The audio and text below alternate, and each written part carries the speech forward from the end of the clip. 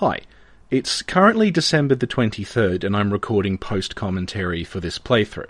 When this originally came out, I played it from midnight through to 6 AM in one sitting.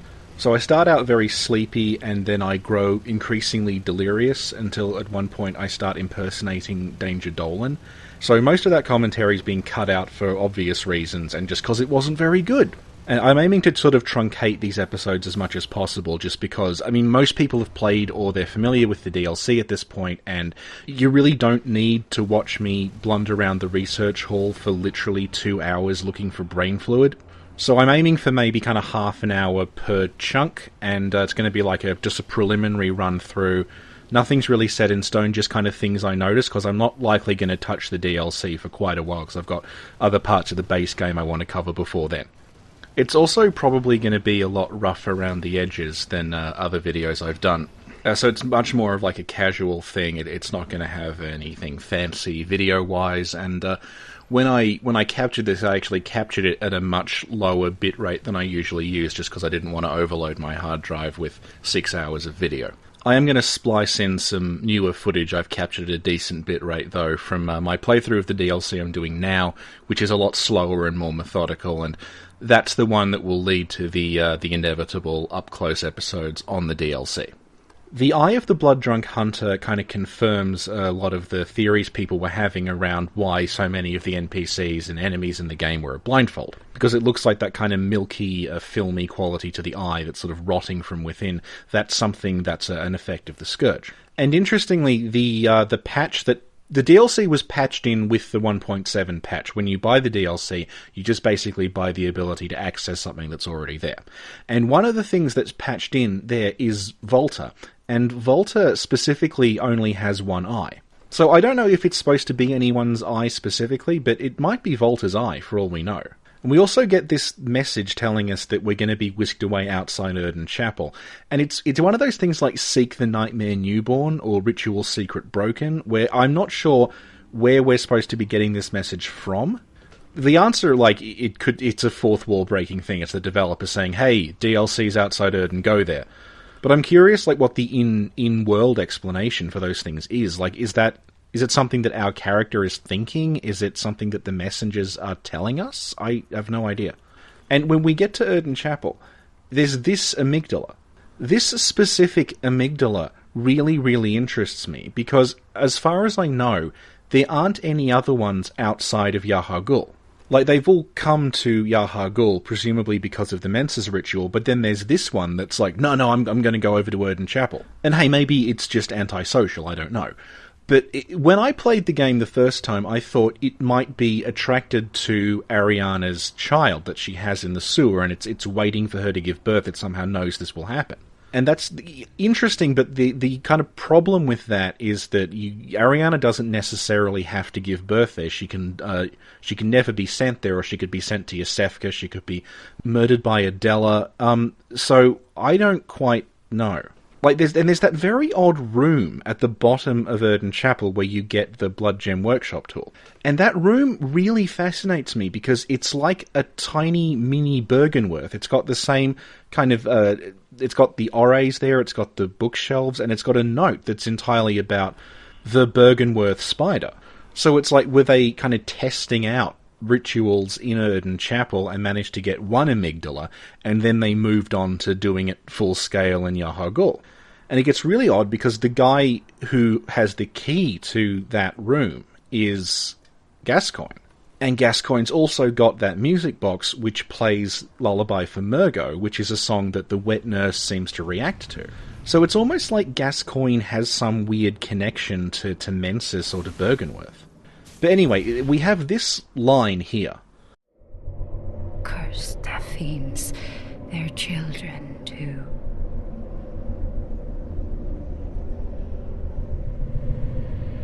And their children forever true.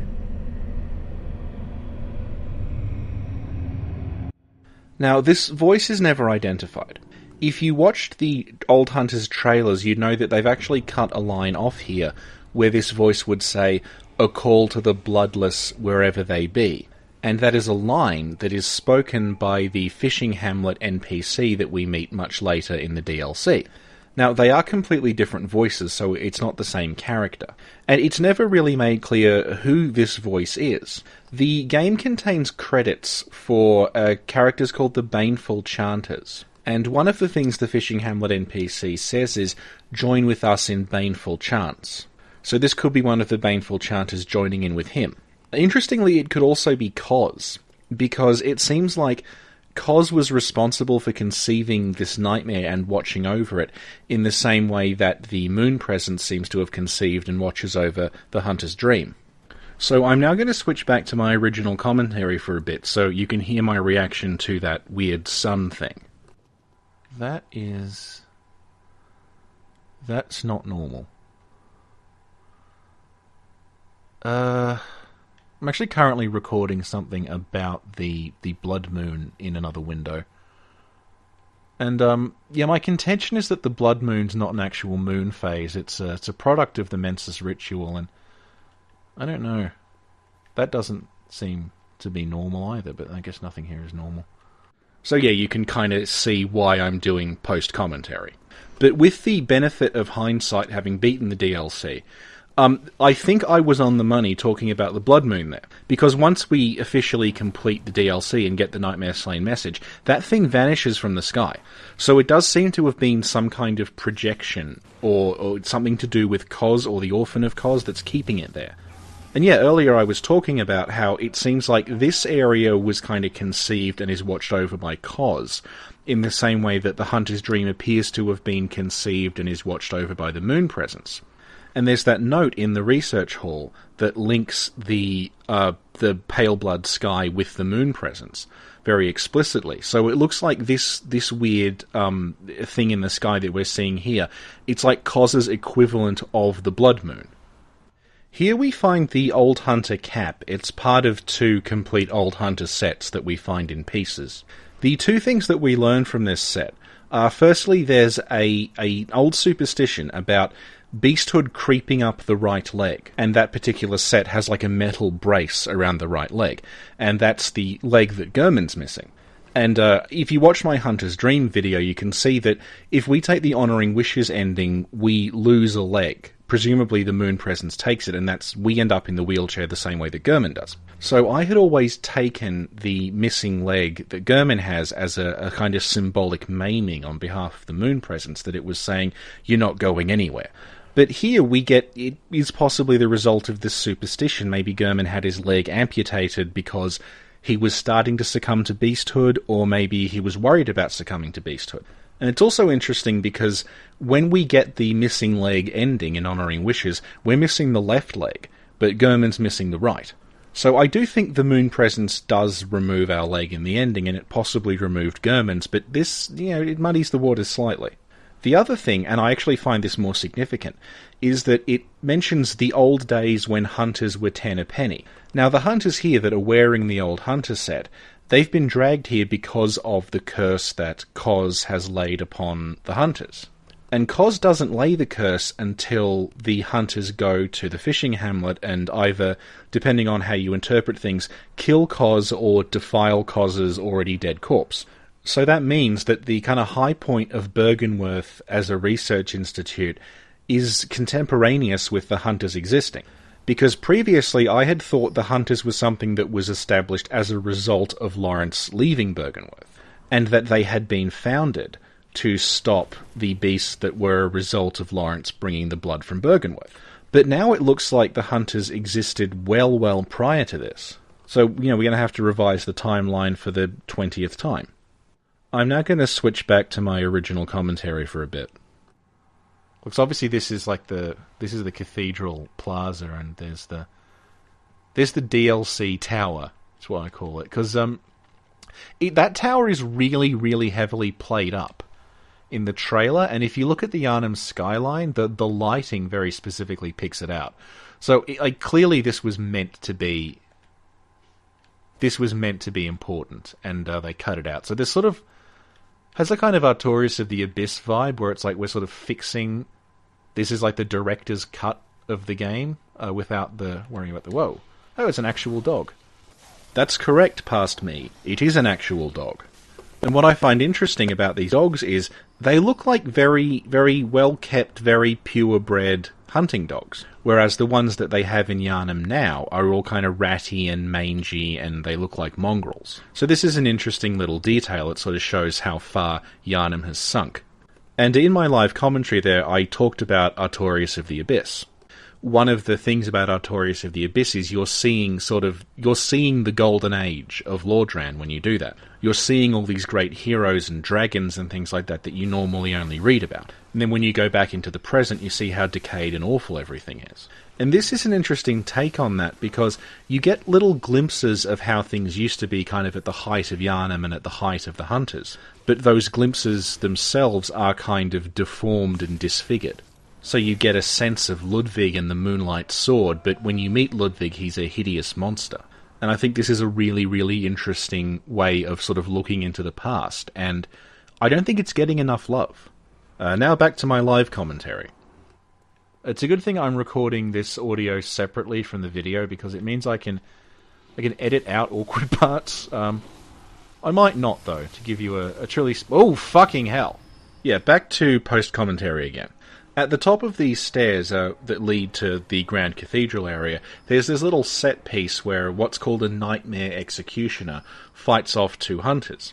The thing about the Nightmare Executioners is, it's not clear if these are, like, the Executioners, either the faction or the large Executioner enemies that we see in Yharnam, that have been pulled into the Nightmare, or if they're a monster that's kind of native to the Nightmare. And the thing is that, like, they don't have a proper face. They just have this massive tentacles, and if you get up close, you can see inside their helmet, it's just this swirling, like, cosmos effect. It's the same thing that you see when you use a Madman's Knowledge, or when those centipede things die, or inside Lawrence's skull. And the other thing is that they're fighting the Hunters. The Hunters around here won't fight each other, even though they're clearly blood-drunk and they've gone mad and their eyes are glowing. But these things do. So that kind of says to me that maybe these things have a different kind of allegiance. But later on we'll run into them again, and they have a weapon that's called the Church Cannon. And that, combined with the white shawl that they're wearing, makes it look like they're part of the church. And we do find a few kind of church people later on in the Nightmare. So these could maybe be a precursor to the church giants. But anyway, this whole thing is going to get more confused when we hit the altar and we find Lawrence. And just before we get to the altar, these amygdala statues are the same as the ones in the waking world. And this kind of, it interests me anyway, because I had never quite been able to square whether the weird statues of great ones and great one-looking things in the cathedral were originally part of the cathedral, or whether they were brought here later on, because they absolutely don't match the style of the other statues around Yharnam. And perhaps they'd only been moved there recently. But if this is kind of a snapshot or a memory of how the cathedral used to be, it does seem like these statues have been there for quite some time. So this burning cleric beast here eventually becomes a boss when you return with a certain item, and when we fight the boss, it's explicitly identified as Lawrence the First Vicar. And this has led to a lot of confusion over the original theory that a lot of people, including me, had, which is that Lawrence was the bloodletting beast. And some people have taken the presence of Lawrence as the burning cleric beast to be sort of, well, okay, that's sorted. Lawrence is the burning cleric beast. The bloodletting beast is someone else. Au contraire. This cleric beast does not match the skull on the altar. If you look at the cleric beast's skull, it has a very, very long muzzle. It's like a wolf. The skull on the altar has a much, much flatter face. It almost looks more like an ape than a wolf. And that shape of head is a far better match for the bloodletting beast than the cleric beast. There's also the way that the skull on the altar has a very large fracture running down it. Because if you fight the bloodletting beast and you get a good look at it before it's decapitated, there is a big cut running down its face in the same way that there's a fracture on the skull. And we find out later on in the DLC that Lawrence was trying to control the scourge of the beast, and that one of the ways that tainted blood was expelled was through bloodletting. So it's almost like the waking world version of Lawrence is the bloodletting beast, and this burning cleric one here is the Dreamlands version of Lawrence. Like, the Dreamlands don't necessarily have to make rational sense, and in fact we know that they don't, because what triggers Lawrence to become a boss here is you hand over his human skull, which is obviously something that doesn't make any rational sense. You can't give someone their own skull, particularly given that the skull is human, and here Lawrence has turned into a cleric beast. And I'll go into this further when we reach Ludwig, but it seems like the Dreamlands, specifically the places that are called nightmares, they have the ability to sort of physically warp the things that are in there. And just before we leave Lawrence, I think it's really interesting that he's burning up. There's a very strange relationship in the game between beasts and fire. We know that beasts have a fear of fire, and it's a well-founded fear because beasts take extra damage from fire, and the way that the church, purge beasts is to burn them. And yet there are also beasts like the beast-possessed soul and the dogs that the keepers of the old lords have, who have an innate ability to breathe and manipulate fire. So as to why we find Lawrence on fire, there are so many possible explanations, and it's made even worse by the fact that really nothing here makes physical sense to begin with. It could be that the fire is perhaps symbolic, like he saw the beast blood inside him as something that was burning him up and he was desperate to kind of purge from himself, and it was eating him up like a fever. But it could also be that because fire is used to purge beasthood, that he maybe tried to burn himself to get rid of the beast blood.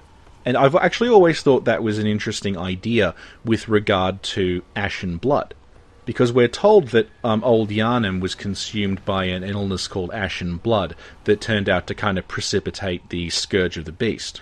Because it could be that the church were trying to purge the blood of beasthood by burning it, because that would leave behind, after the fire, ashen blood. But yeah, Lawrence is now dead, and we get the Beast's Embrace rune. And the rune tells us that the church had repeatedly attempted to contain the scourge, and they were constantly experimenting, trying to figure out new ways of doing it. And it's interesting because it paints a picture of the church and Lawrence that they knew something was wrong with the blood, and instead of abandoning it, they just hung around and tried to fix it and tinkered with it and experimented and tried, and it just never worked out. And it talks about how the implementation of this rune was intended to halt the scourge, but it failed.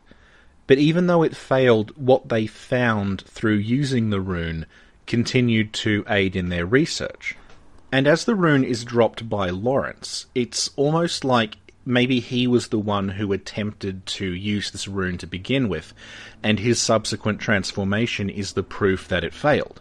And it's maybe a kind of standard mad scientist story where the character is pushed to his limits and has no choice but to test his theory on himself. And Lawrence also gives us a pendant that we can use to access the church research hall later on in the DLC. Beyond the cathedral, we find this river of blood with some houses kind of sinking into it.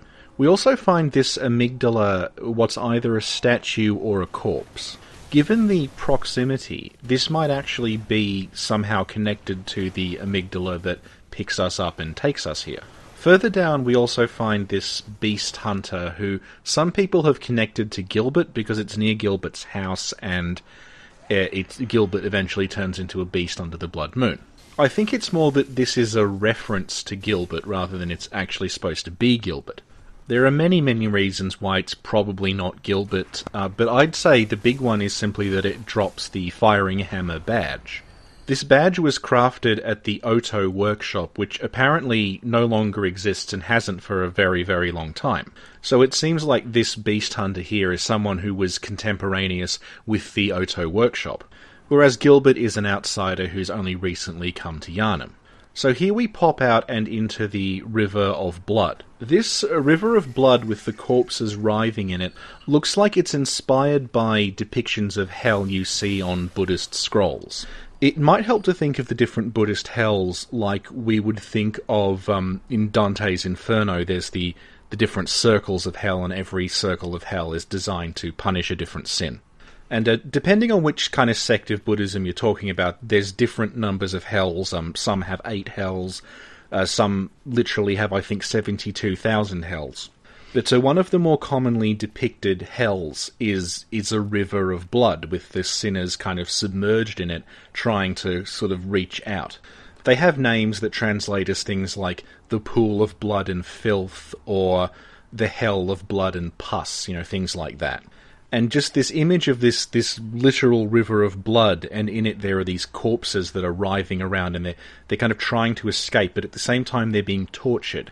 And this also ties into when we meet Ludwig, because one of the most commonly depicted demons that tortures you in these hells is a human with a horse's head. So that seems to have been what's inspired this area of the Hunter's Nightmare. Over here we find the Constable set, which, like a lot of the sets in the DLC, is found in pieces rather than as a whole. And the description tells a little story about some constables hunting a beast. And what I think's really interesting about that story is that they're described as chasing a beast all the way to Yharnam. In other words, they're not from Yharnam. They're actually somewhere very, very far away from Yharnam, yet this is a place that has beasts in it. Because prior to this, we've got evidence of the beast scourge in Lauren, which, could have been thousands and thousands of years ago. And there's evidence of it in Canehurst, which is quite close to Yharnam. And apparently, Canehurst blood was the same corrupted blood that started the scourge in Yharnam. So here we get confirmation that actually the scourge of the beast is not just localized to the Yharnam area, that it's definitely afflicted other places, other cities. Also, the leader of the constables is Volta, and Volta is still alive. So this other beast thing seems to have happened, within living memory. And, this raises a lot of questions. Is this all the blood from Bergenworth and it was taken to different cities? Or is the Scourge of the Beast just something that the Great Ones place on blood? It doesn't necessarily have to have been the same blood that the Bergenworth scholars found. This is all really, really weird. So over the hill we find the Astral Clock Tower, and there's something interesting here that sort of shows us how different layers of the nightmare interact. If we go up this river past the executioners and take a right, we end up in a little chapel that leads to another area of the Blood River. And when we're there, a snail person falls out of the sky. Now, with the benefit of hindsight, we know that this is because it's fallen from the fishing hamlet, which is situated above this area. And we know that when we're in the fishing hamlet, we can actually peer over the side and see the various buildings of Yharnam through the water. And the other thing about the fishing hamlet is that we can see what are presumably the masts that poke through the mist in the Nightmare Frontier. So the fishing hamlet seems to be below that. And we're seeing the masts in the same way that we see the buildings of Yharnam from the hamlet. Now, the notable thing is, if you look at the Astral Clock Tower from the crest of this hill, you can't see the fishing hamlet anywhere, even though when we're in the hamlet, it extends outward from the face of the clock. And while you're in the hamlet, you can't see the Nightmare Frontier above you. So it looks like the Dreamlands are actually stacked on top of each other, and you can see down from where you are, but you can't see up. And that makes me wonder about the poles in the Hunter's Dream. Because I've been saying, over and over again, there's nothing at the top of the poles. You can't see anything there. I've zoomed in on them. They're not holding anything up. But this makes me think maybe they are, and we just can't see it because we're at the very, very bottom of all these layers of dreams. So yeah, really interesting kind of implications there. So as we approach Ludwig's room, we find this tortured soul sort of person hammering on this gate, obviously trying to get away. What I didn't realise when I played this is that this character is here so that you can kill them and they drop 5 blood vials. I didn't know this at the time, so I'm just staring at them with the monocular trying to figure out what they do. And one of the things I noticed about them is that they've got a sort of spiked spine. The way that the vertebrae are becoming very, very sharp and almost spine-like, it's similar to the deformities that you see on the brick trolls and on the beasts. So it could be that the people trapped in this sort of hell area are people who were succumbing to the scourge and the hunters sort of put them down. And we run into another one as we enter Ludwig's boss room. Please help us. And this proves that these tortured soul people are in fact cognizant of what's going on. And they can feel pain and they can feel distress and they just want to be liberated from this place, which again makes it very much like a kind of hell. Ludwig's design is really unlike anything else we've seen in the game. It appears to be two creatures fused together, and that one of those creatures is itself kind of half Ludwig and half a sort of horse monster. I talked about the equine aspect of Ludwig earlier. It seems to be inspired by the horse demon that tortures people in the afterlife. People have linked this to a horse monster from the Berserk manga that Miyazaki is a very big fan of and includes a lot of callbacks and references to. But to that I would say that, well, the horse thing from Berserk also seems to be based on the idea of a horse monster torturing you in the afterlife. So it does seem like Ludwig is based on that creature, whether it's via Berserk or directly. When we look at the divide between Ludwig's human and horse faces, it's interesting that the horse face is the right side of him, because that kind of matches up with the idea of beasthood creeping up the right leg. So it's like the right side of him transformed fully and the left side didn't. However, when you look at a cleric beast or at the partially transformed Yharnamites, it's the left side that's more bestial than the right side. So that's kind of a dead end. The concept of Ludwig being divided is itself kind of mirrored in the way the fight works. In the first phase of the fight, he's really behaving very much like a beast. He just flails around and he's sort of hollering and making these horrible noises, and he's basically trying to trample you. When he's down to half health and he collapses, the human side of him is brought out by the Moonlight Greatsword. So it's like the human side of him is now dominant, and, you know, not only does his name change from Ludwig the Accursed to Ludwig the Holy Blade, but his entire attack pattern changes and he stops trying to trample you and instead he's using his sword like he would have when he was a hunter. Now, the Moonlight Greatsword's description says a number of interesting things, and I want to start with the way that it says that Ludwig saw playful dancing sprites which emptied Ludwig of his fears.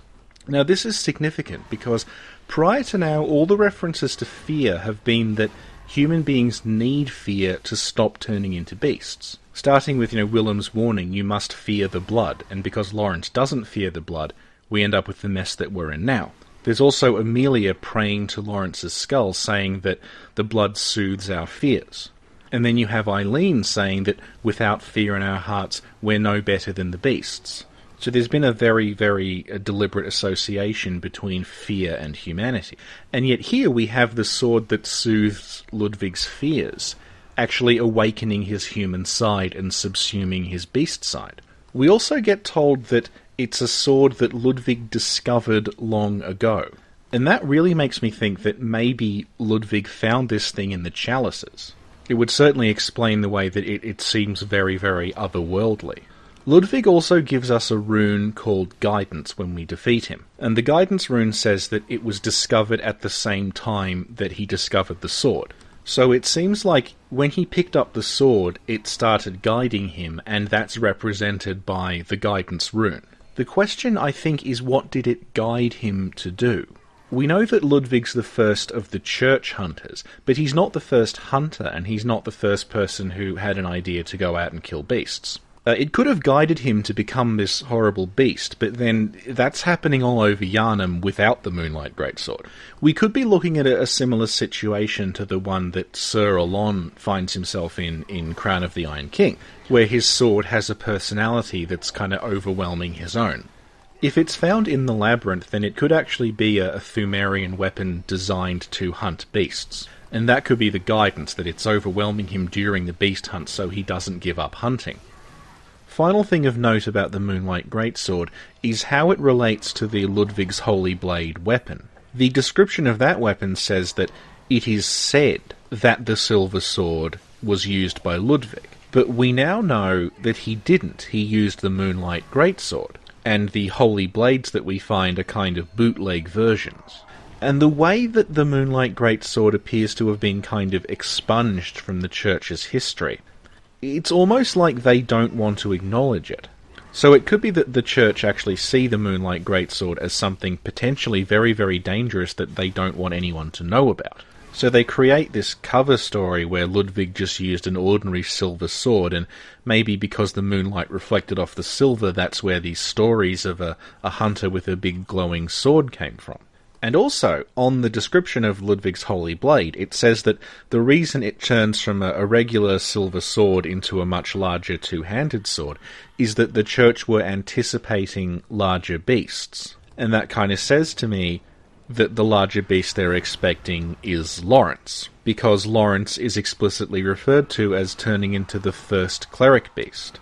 So it looks like Lawrence's transformation into either the first cleric beast or the bloodletting beast that's referred to as a cleric beast because Lawrence was a cleric, might actually have been the catalyst that led to the Church forming its own group of hunters led by Ludwig. Returning to Ludwig's design, it's not just that his human and beast selves are divided into two, but that his entire body actually appears to be two different creatures fused together. He's a mixture of a bipedal humanoid beast and what looks to be a quadruped. He adopts a kind of centaur-like stance in his second phase, but crucially he's not actually a centaur. He's just a sort of mass of limbs that can kind of drag itself around. And he also has what seems to be a second head that's like a leech or something that's growing out of his neck. Now, we never really see any other beasts like this. The closest you find in the waking world is probably the snake parasites, because that's a human being with a snake growing out of them. And that could be what we're seeing here. But remember that we're in the Dreamlands here. And one of the things that we run into in the Dreamlands, particularly the Nightmare of Mensis, is these strange hybrid creatures. There are dogs with bird heads, there are birds with dog heads, there are pigs with spider heads, there are spiders with human heads, and we don't see things like this outside of the Dreamlands. So it's almost like these things were made somehow in the Nightmare. Like the Nightmare fused them together. And I remember in the Future Press Guide interview, Miyazaki implies that Patches was once a human being, and he was transformed into this human-spider hybrid. So it seems like somehow exposure to the Dreamlands can physically hybridize you with another creature. And that could be what's happened with Ludwig. He may have transformed into a beast in the waking world, and then when he entered the Nightmare, the beast self transformed even further. Alternatively, you could talk about it in terms of the bloodletting beast, where you have a beast body with another creature living in it. So it could be that there's another creature that's growing in Ludwig, and maybe that's where the human side and beast side thing comes from. The human body could be Ludwig, and the hoofed body could be the beast. And this is kinda hinted at when we kill Ludwig and his head is detached from his body. Because the head is quite calm and reasonable and rational, apart from when it makes this noise.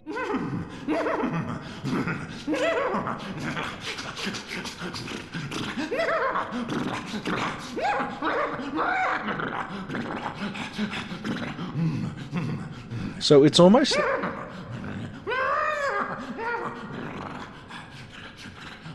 So it's almost like by decapitating him, you've actually separated the real Ludwig from the beast, which was another part of him. Like Adela, Ludwig's dialogue will change depending on whether or not you're wearing a church armor set. And if you are, he will ask you about the church hunters. Tell me, good hunter of the church, have you seen the light? Are my church hunters the honorable Spartans?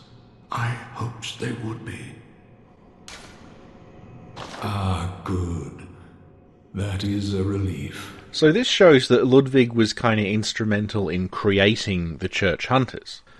If you tell Ludwig that the church hunters didn't live up to his expectations... Oh my! Just as I feared. Then a beast-possessed degenerate was I, as my detractors made eminently clear. Which implies that there was real division in the church about how to approach having their own kind of force of hunters. And we know in the waking world that the eventual outcome of this was that the church forgot about its own hunters. And now the only real hunters that you see around Yharnam are the kind of civilian militia who don't seem to answer to anybody. So that wraps up what's basically my initial impressions about this River of Blood area. Next up is the research hall, and I will see you soon.